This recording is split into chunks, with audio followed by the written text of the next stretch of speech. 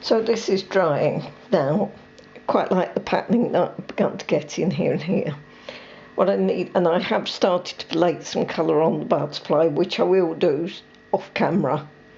So I've used cerulean blue, very pale, round the edge area of the butterfly, and for the orange I've used cadmium red with cadmium yellow in, though you can choose to use an orange if you have an orange in your box that seems appropriate.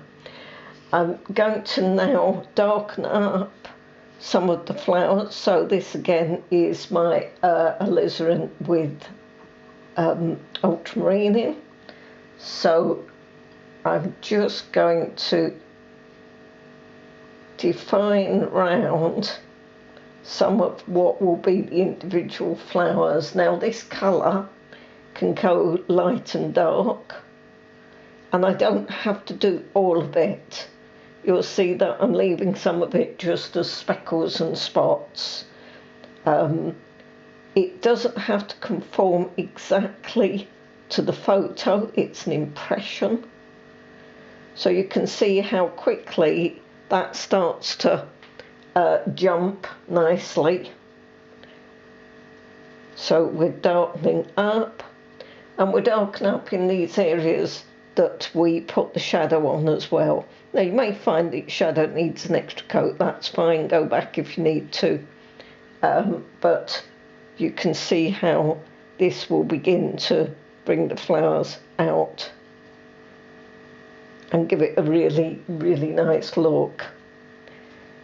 So it's a fun way of working, really, using different things to create texture. And there are lots of things that you can use to make texture. So I'm sort of going round the main flower groups,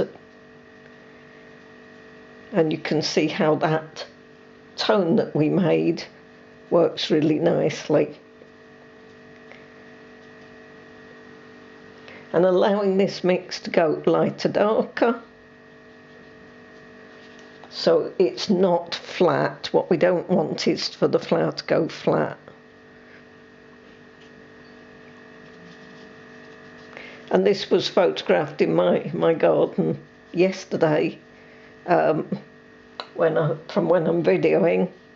It was a nice sunny day, and the buddleia was just covered in butterflies, though the peacock butterfly managed to elude me and wouldn't let me photograph him, as I wanted to get the peacock.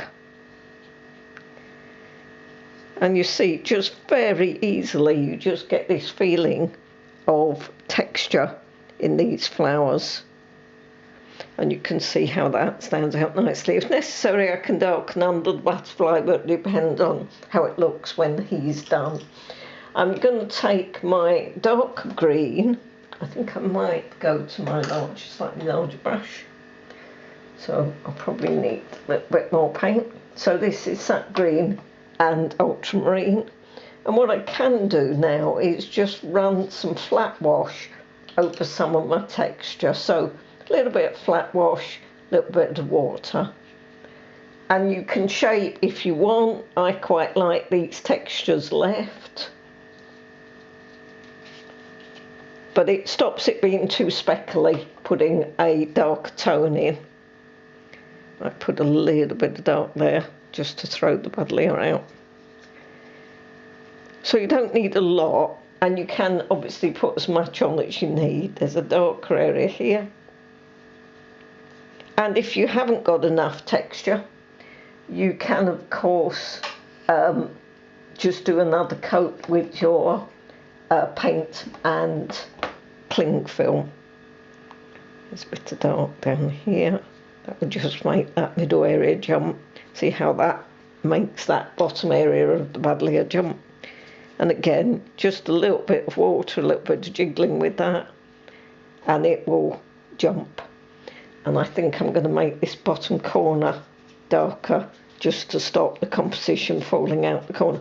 Can dry brush a little bit, so it really is a combination of techniques. I'm going to let this dry now, and off camera I will work the butterfly up, and then I will come and show you what's been done. Thank you.